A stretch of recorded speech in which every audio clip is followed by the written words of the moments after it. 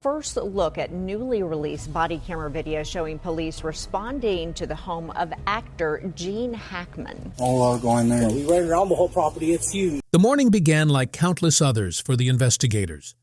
They arrived at Gene Hackman's secluded Santa Fe estate expecting a routine case. An elderly couple, deaths believed to have resulted from natural causes, and the kind of investigation that rarely attracts lasting attention. It seemed destined to become another file tucked away in a cabinet, closed almost as soon as it was opened. The property was eerily quiet. The front door stood unlocked. Pills remained scattered across the bathroom counter, untouched. One dog had died inside a closet, while two others wandered the grounds, seemingly waiting for someone who would never answer. Everything about the scene felt tragic, but at first glance, not extraordinary. Then the rumors began. Some would later claim there was something hidden behind a wall in Hackman's private library. Others spoke of a mysterious structure said to lie 312 feet beneath that room. Those claims have never been publicly verified, and there is no official evidence confirming them. Nevertheless, they became part of the speculation that quickly surrounded the case. The confirmed facts were already heartbreaking enough. Before we uncover the strange details surrounding Gene Hackman's final days, take a moment to subscribe to the channel. On February 26, 2025, Gene Hackman and his wife, Betsy Arakawa, were found dead inside their Santa Fe home. Investigators later determined that Betsy had died nearly 3 weeks earlier, around February 3rd, while the world continued on, unaware of what had happened behind the walls of the secluded estate. Gene Hackman's official cause of death was listed as cardiovascular disease, with Alzheimer's disease noted as a significant contributing factor. Authorities ruled the deaths to be from natural causes. On paper, the investigation reached its conclusion. Yet for many observers, the questions did not end there. The long gap before the couple was discovered, the unusual circumstances inside the home, and the limited public information released during the investigation fueled widespread speculation. As theories spread, the line between documented fact and rumor became increasingly blurred. And that is where the story truly begins, not with confirmed evidence of a hidden conspiracy, but with the unanswered questions, the persistent speculation, and a tragedy that continues to fascinate those searching for answers beyond the official record. The fortress did not reveal its true nature all at once. Anyone trying to understand what was allegedly hidden beneath the Hackman estate first had to understand the estate itself. From a distance, it looked like the secluded retreat of a Hollywood legend, tucked away in the high desert of New Mexico. But the closer people looked, the less it resembled a celebrity home, and the more it resembled something built for an entirely different purpose. That realization first struck Richard Castellano in 2019. After spending 20 years designing and evaluating security systems for diplomats, defense contractors, and Fortune 500 executives with genuine security threats, he believed he had seen every level of private protection imaginable. So when he arrived at the Hackman property to conduct an insurance assessment, he immediately assumed someone had made a mistake. As he studied the blueprints and walked the grounds, he asked his team to check the paperwork again. There had to be a clerical error. Nothing about the estate matched the profile of a retired actor's home. Later, Castellano would explain why. "I've worked on embassy compounds," he said. "I've consulted for private clients inside the defense industry. This estate had infrastructure that would have impressed people in those worlds." The deeper he looked, the more unsettling the picture became. This wasn't celebrity paranoia. Every technical detail suggested something far more serious. It looked like a government installation that had simply been disguised as a private residence. The 23-acre property was wrapped in dense forest that naturally shielded it from the outside world. Massive 12-foot stone walls enclosed the perimeter. Reinforced steel gates guarded every entrance. Motion detection systems monitored movement, while thermal imaging cameras eliminated virtually every blind spot. The surveillance network exceeded security measures Castellano had previously seen protecting foreign dignitaries on American soil. Even the staff reflected that same level of secrecy. Every employee had been carefully selected, thoroughly vetted, and required to sign strict non-disclosure agreements. Those agreements didn't merely prevent them from discussing what they saw or heard. They also prevented them from revealing what they had been hired to build. That detail stayed with investigators, because the sophisticated security systems weren't what truly concerned them. It was what former contractors remembered constructing beneath the property. One of those contractors was Miguel Reyes, a foundation and structural specialist who had spent 30 years working throughout Santa Fe. Concrete was his trade, and after decades in the business, he could usually tell the purpose of a structure simply by the way it was being built. When he accepted work at the Hackman estate in the early 2000s, he expected another routine construction project. Instead, he found himself pouring concrete walls 18 inches thick in sections of the lower structure. Years later, Reyes still remembered asking the obvious question. There were sections of the lower structure where they wanted concrete walls 18 inches thick, he recalled. That's not storage. That's not a wine cellar. That's bunker-grade construction. I asked what the space was going to be used for. I was told storage. You don't build storage like you're preparing to survive a bomb. His curiosity ended there. Reyes received 3 times his normal rate for the project and signed a non-disclosure agreement preventing him from discussing his work for 20 years. That agreement finally expired in 2024, only 1 year before Gene Hackman's death. When investigators later questioned him, Reyes admitted there was very little he could actually describe. He had only been responsible for one section of the construction. The deeper portions of the project had been assigned to entirely different contractors. Not ordinary contractors, but specialists working under an even stricter level of confidentiality. Whenever Reyes asked about the lower sections, he received exactly the same answer. Those levels didn't exist. He was told that more than once. Then came the discovery. Dr. Patricia Okonkwo had spent 22 years documenting some of the darkest crime scenes federal law enforcement had ever encountered. She had photographed cartel massacre sites, mass graves, and investigations that left experienced agents struggling to sleep at night. Through it all, she remained calm, steady, and professional behind the camera. So when she arrived at Gene Hackman's mansion on February 26th, as part of the FBI's initial response team, she expected something entirely different. She expected silence. The quiet stillness that settles over a home where 2 elderly people had supposedly died of natural causes. Instead, almost the moment she stepped inside, she sensed that something wasn't right. The house looked exactly as it should, but the details told a different story. And with every room she entered, that feeling only became stronger. Dr. Patricia Okonkwo would later admit that the feeling came almost instantly. The moment I stepped inside, she recalled, something felt wrong. At first glance, the mansion appeared exactly as anyone would expect. The furniture was elegant, the rooms were quiet, and everything seemed untouched. It looked like the home of an elderly couple whose lives had simply come to an end. But the longer she remained inside, the more the illusion began to unravel. It looked like what it was supposed to look like, she explained, but the details didn't align. Those details were everywhere once she started looking closely. Several pieces of furniture had clearly been moved in recent days. Faint impressions remained pressed into the carpet where heavy tables and cabinets had rested for years, while fresh marks showed where they had been shifted somewhere else. Scuff marks scratched across the hardwood floors in patterns that made little sense for two elderly people with limited mobility. Even the documents inside Gene Hackman's study told a strange story.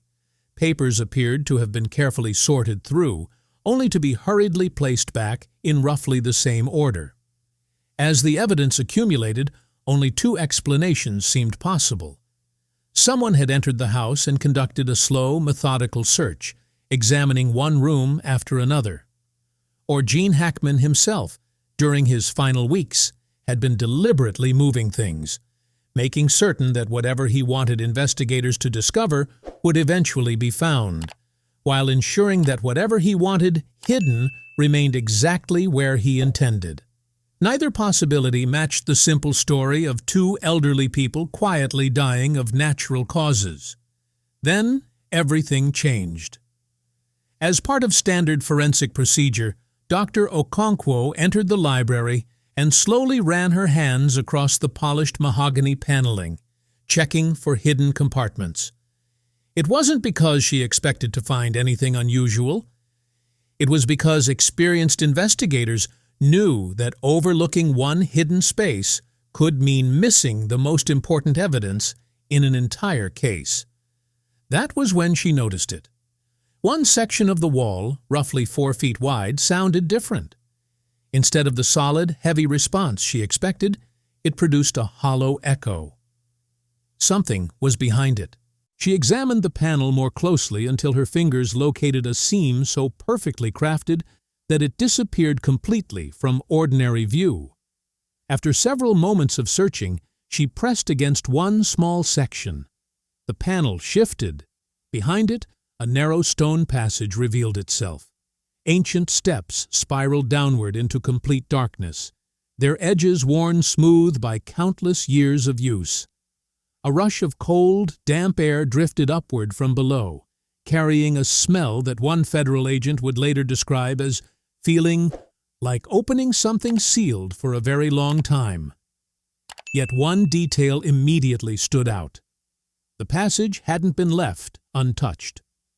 Modern reinforcement supported several sections of the tunnel walls. Fresh electrical conduit had been installed neatly along the upper edges. Someone had maintained this hidden passage in recent years. The staircase itself measured roughly 36 inches across and descended at a steep angle. Although the original stonework appeared to be nearly a century old, it was obvious that whoever had constructed it had done far more than dig a simple tunnel. It had been engineered to survive, which left only one question. What had they intended to keep sealed beneath the estate? Dr. Okonkwo remained standing at the entrance for nearly a full minute. Years later, she admitted she had seriously considered turning back. "The danger wasn't anything I could identify," she said, "but my body was telling me something my training had no category for." In the end, curiosity outweighed instinct. She stepped onto the staircase and began descending into the darkness. That decision would forever change what investigators believed about Gene Hackman, his secluded estate, and the forgotten history hidden beneath it. The journey downward lasted nearly 15 minutes. By the time she reached the bottom, she stood approximately 312 feet beneath the library floor. There, the staircase finally ended. It did not open into a simple room. It opened into a vault. The underground chamber measured roughly 40 feet by 60 feet, its massive arched ceiling stretching overhead in silence. When Dr. Elena Vasquez, a local historian who had spent years researching the property's past, later examined photographs of the chamber, she immediately recognized the architectural style. The vaulted ceilings, she concluded, were consistent with Spanish colonial construction dating back to the late 19th century. Whatever this underground structure was, it had been waiting beneath the estate for far longer than anyone had imagined. Standing inside the underground vault, Dr. Elena Vasquez couldn't shake the feeling that the chamber itself was only part of a much older story. For years, she had researched the history of the property, believing that the answers might be hidden in forgotten records rather than beneath layers of stone. What she eventually uncovered disturbed her more than anything she found underground. According to her research, the land had changed ownership 7 different times between 1920 and 1965. On paper, those transfers looked ordinary, but the closer she examined them, the stranger they became. Every transaction had been carefully structured to make identifying the real buyer almost impossible. Shell companies appeared and disappeared. Anonymous trusts stood between every sale. The documentation was deliberately vague, layered so thoroughly that tracing the true ownership became nearly impossible. Looking back at the files, Vasquez reached a conclusion she could not ignore. "What I found," she explained, "looks less like property records and more like a paper trail created by people who understood exactly how to vanish from one." The land held another mystery. Between 1945 and 1950, 3 separate geological surveys had been commissioned to study the property. None of them produced a complete report. 2 surveyors abruptly left New Mexico only months after beginning their fieldwork. The third made one final visit to the estate before dying in a car accident 6 weeks later. 3 surveyors, 3 unfinished reports, 1 dead. For decades, no one connected those events. It wasn't until Vasquez assembled the timeline that the pattern began to emerge. Meanwhile, the investigators continued searching the underground chamber itself. The vault was packed with artifacts. 47 wooden crates stood along the walls. Some remained intact, while others had collapsed with age, spilling their contents across the stone floor.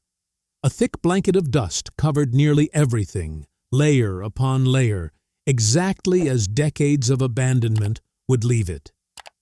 Yet something immediately stood out. Around several of the crates, the dust had been disturbed. Someone had entered this chamber recently, and according to investigators, it hadn't been law enforcement. Inside one crate, agents uncovered a leather-bound ledger dated 1947. Every page contained names, dates, and financial records, all carefully written in German. Another crate revealed 63 fragile, yellowed photographs. The images showed men wearing military uniforms unlike any recognized by analysts. Some photographs captured small gatherings inside dimly lit rooms.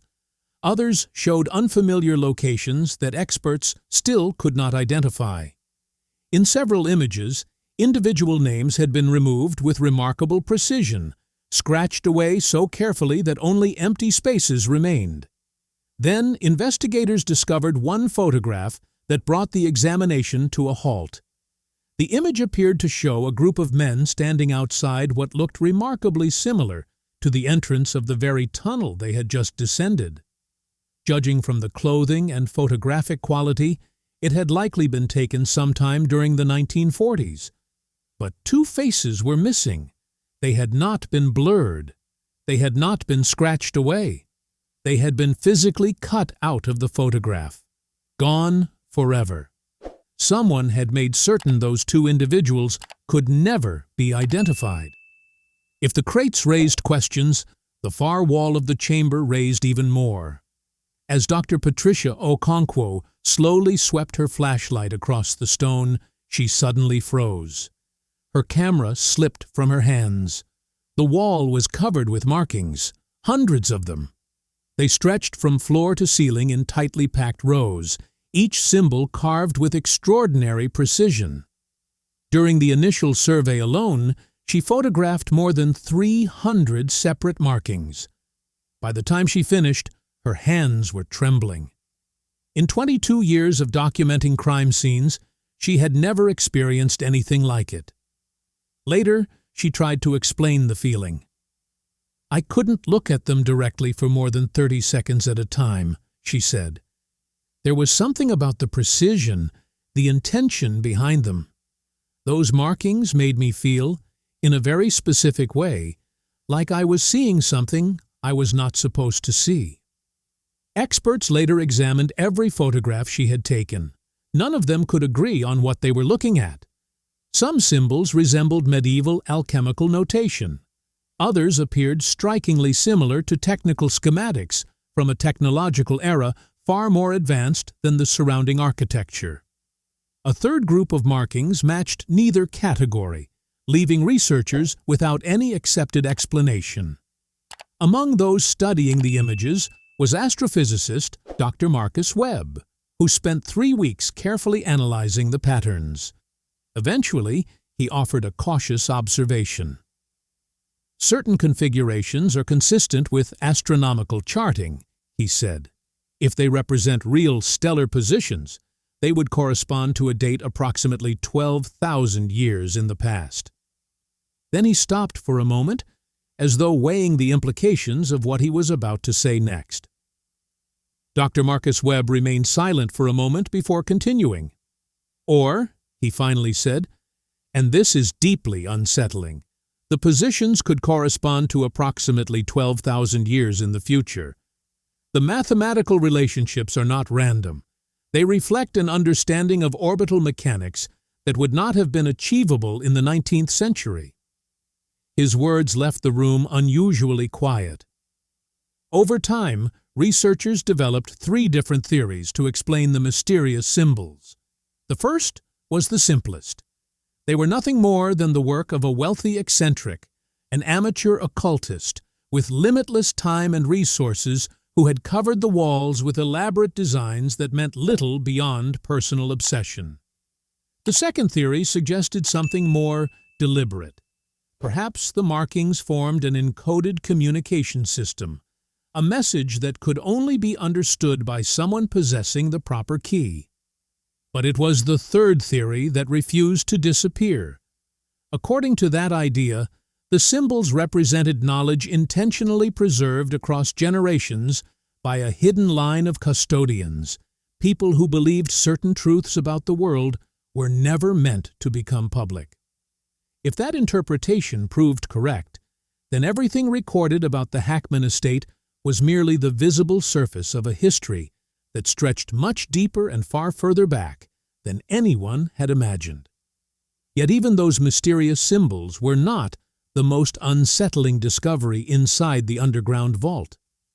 At the far end of the chamber, partially concealed behind a collapsed pile of wooden crates, investigators uncovered something that immediately silenced the room: an enormous iron door. It stood nearly 8 feet tall and measured roughly 4 inches thick. Rust consumed much of its surface, while decades of grime clung to every inch of metal. There was no handle, only a massive, corroded locking mechanism clearly designed for a single purpose: to keep whatever lay beyond it permanently sealed. One FBI agent, who later spoke anonymously, never forgot the moment the crates were pulled aside.